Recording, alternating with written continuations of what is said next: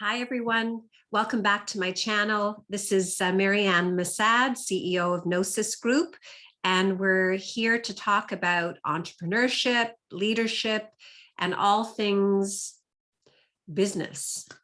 Business, but also about how to further your goals and your dreams and your aspirations. So my channel, The Massad Method, is really all about bringing knowledge, expertise, new ideas to you guys so that you can either start a new business or build an existing business, or perhaps even sell a business and go off in a different direction. So this series is all about move from employee to CEO of your own destiny. And this is a book I wrote several years ago. And I'm doing a series basically on the book and helping people to understand how to best situate themselves to start a business. Because a lot of people think, can I start a business? Do I have what it takes? Do I have a winning idea? And what I'm here to do is walk you through all of those different steps so that you can figure out how best to set up your company for success.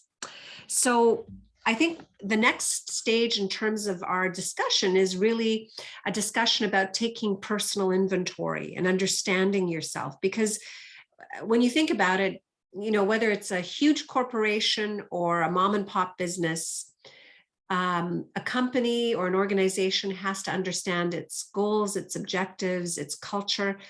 And as an entrepreneur, a big part of that is you.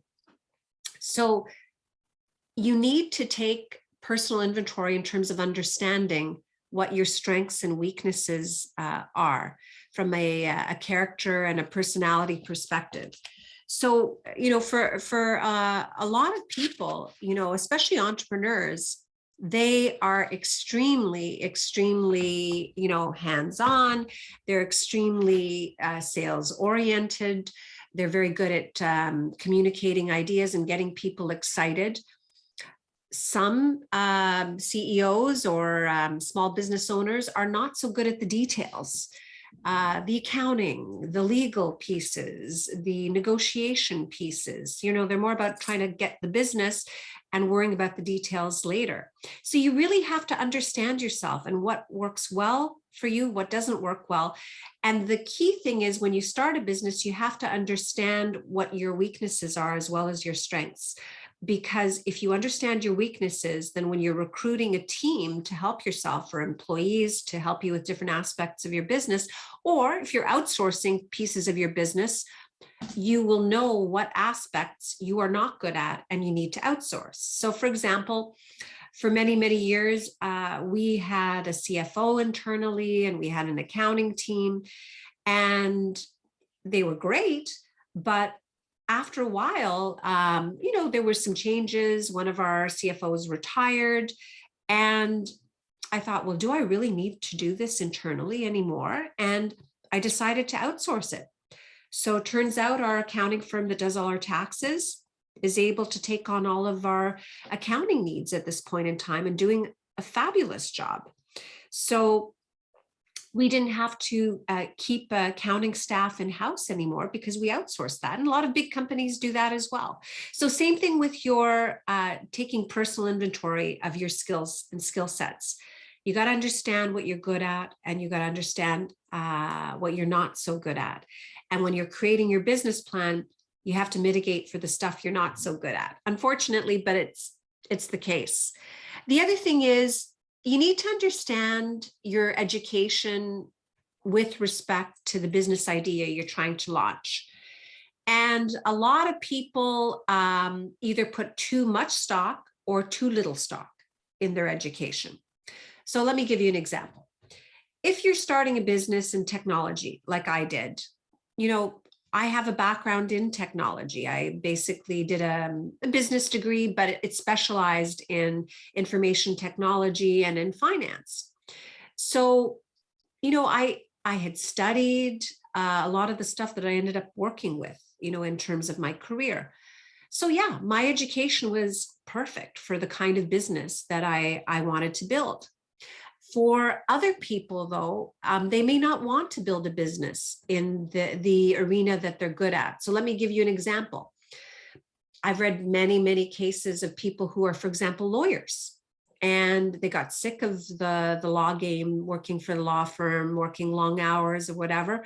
And they decided to take a love of fashion or love of skincare or cosmetics, or even a love of their legal field, but turn it into something different, like become a vlogger and interview different guests on different legal topics and do live shows and critique particular trials that are on display in the media.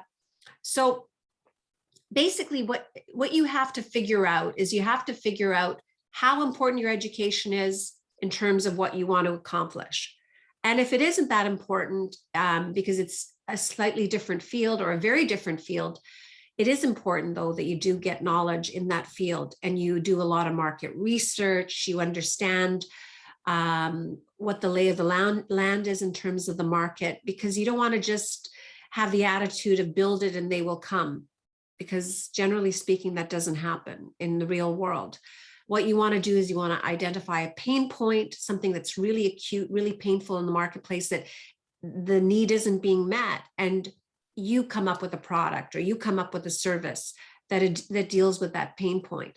So it might involve market research, a lot of reading, a lot of books about the particular industry you want to get into, interviewing people that are in that business. There are a lot of market research reports as well on competitors and who's kind of the leader of the pack, you know, and in our industry, we call it the magic quadrant.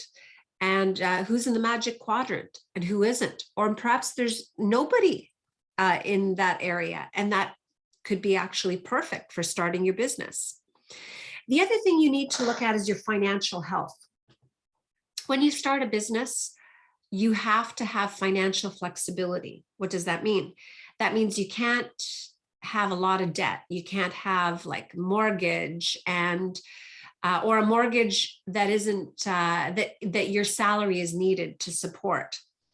You may actually start a business where it's kind of phased, where you work at it at night, you work at it on weekends, you take a sabbatical, you build it up, and then you slowly exit your full-time job to build your business. But I remember when I wanted to start this company back, you know, almost 30 years ago, I spoke to one of the partners in the big consulting firm that I worked for at the time, which was CGI.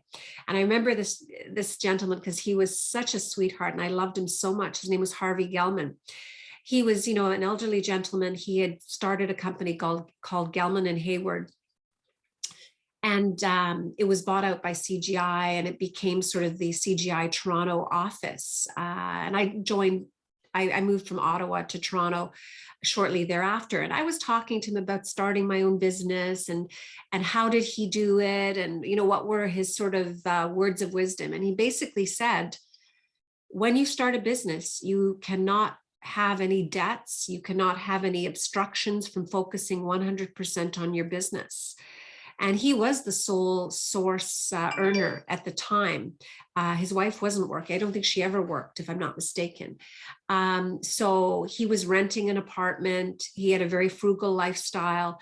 And he started, you know, consulting, bringing an income, and then getting more business, bringing on another associate, getting more business, bringing on another associate, and so forth, until, you know, he had hundreds of people working for him. And, you know, Gelman and Hayward was, you know, a very respected, illustrious name in Toronto and the management consulting world, in the tech IT management consulting world.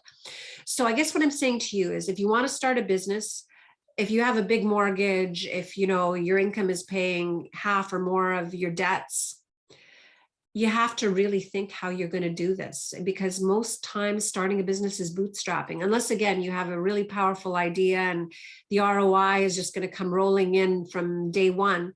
Not many banks are going to lend you money right off the top. And especially if you're really indebted, they're not going to be lending you money. So you have to think very, very carefully about that as well. Now, for women and men, there's another element to your sort of plan on starting your business, and that is your family situation and assessing that and how well it will work with starting a business and having a role as an entrepreneur, and how might it not work with that. So again, I'm going to speak from my own personal experience. When I originally wanted to start this business, which I mean, I was thinking about starting a business from the time I graduated from university. But my husband at the time, he was very leery about it because I was making a really high salary, which, 30 some years ago was, a six-figure salary, which was a lot of money back then. I mean, maybe it's not as much money now, depending on what range of the six figures. If you're closer to the seven figures, of course, it is, it is excellent. But if you're making 100K this year, or nowadays, with the cost of housing and everything, you're not super rich. You're doing well, but it's, it's challenging. Let's put it that way. At any rate, he didn't want me to start the business because he didn't want that income to go away. And at the time, we had a mortgage, and anyways, we ended up moving from Ottawa to Toronto. And when we moved to Toronto, and we still had the mortgage on the house in Ottawa, it was a lot. It was a very, very heavy kind of debt for us, like a heavy load. But once we sold the house in Ottawa and we no longer had that debt, and I kind of set things up that I could get a management consulting contract, actually a couple right off the bat, where I would be working full-time on a couple of engagements. My husband at the time was very, very supportive of that, because he saw there was going to be income coming in, a lot of income, a lot more income than the income I was bringing in. And even the income from the contracts was more than the income I would be making on a yearly basis. So that allowed me to do that.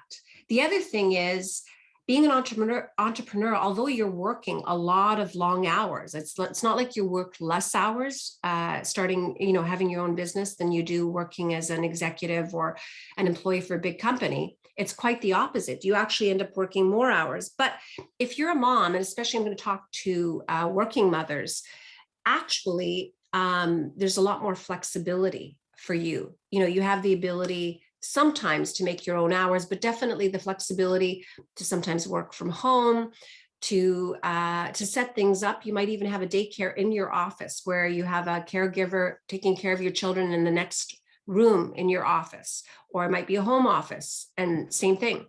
So there's a lot of flexibility associated with being an entrepreneur, especially for working mothers.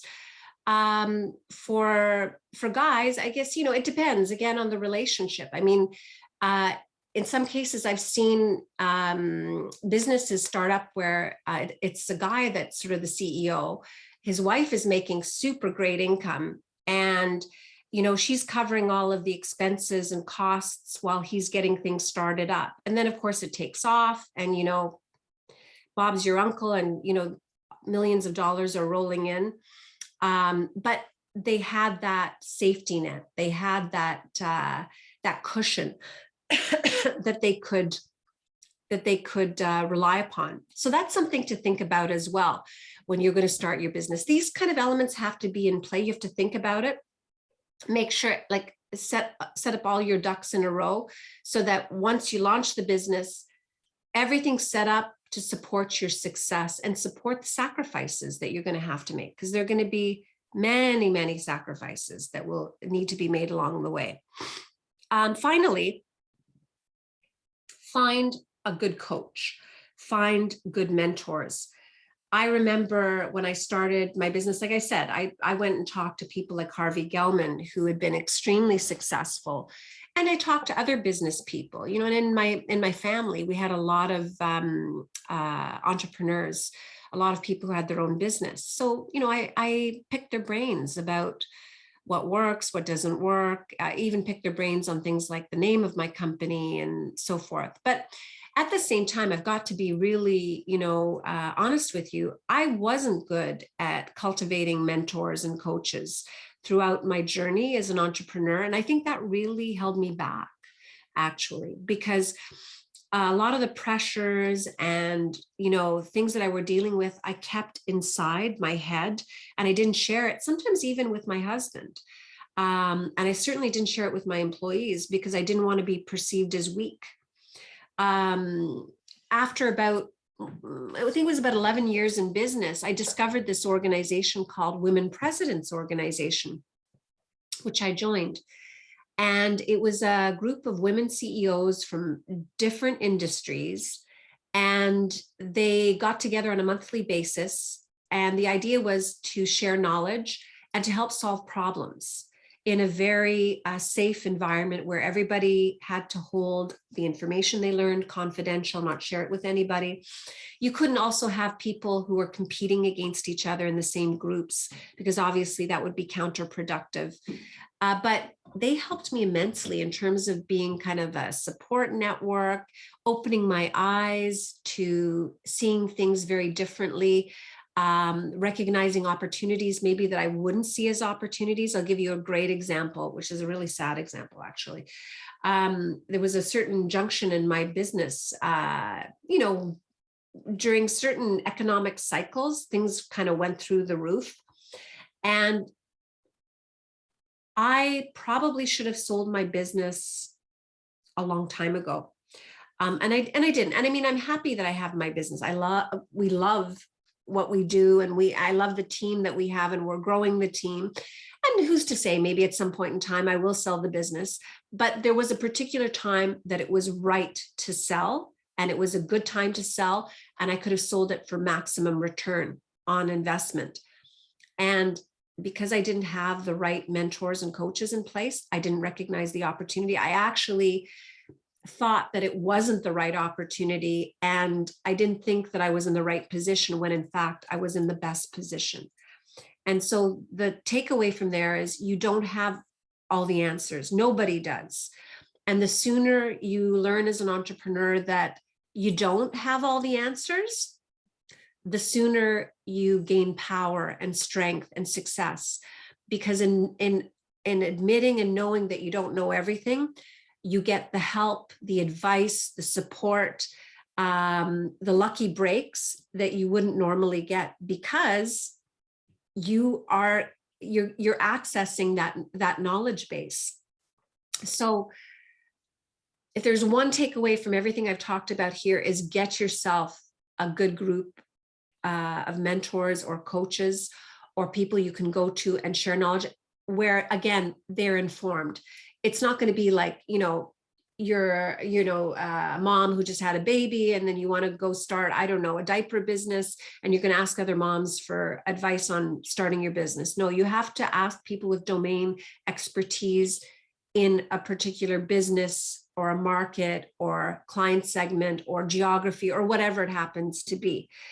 So that's what I would recommend to anybody who's looking to start a business. And you don't have to wait until a magic moment, but you do have to understand what you need to have in place in order to assure your success. So hopefully today, by talking about how to take a personal inventory, set yourself up for success, assess kind of what needs to happen from a family perspective, from a financial perspective, from a coaching and knowledge-based perspective, you can actually start your business at a very auspicious time and in a very auspicious way. So thanks for sitting with me today and listening to my take on personal inventory and how that's going to help you launch your business successfully. And I hope you'll join me again on the Massad Method channel. We're going to have different topics, different shows, depending on what's coming up kind of in the marketplace. But next time around, I'll be talking about my next chapter in Move from Employee to CEO of Your Own Destiny. That really involves launching your business and all of the dynamics around launching your business and all of the steps you need to take in order to do so, because there's a lot of stuff you've got to do when you launch a business. And the first thing that's most important is your business plan. So next time around, we'll talk in more depth about what a business plan is and how to complete it in a very simple, easy, fast, and effective way. So thanks again for being with me on my channel, and hope you have a wonderful week, and we'll speak soon. Bye.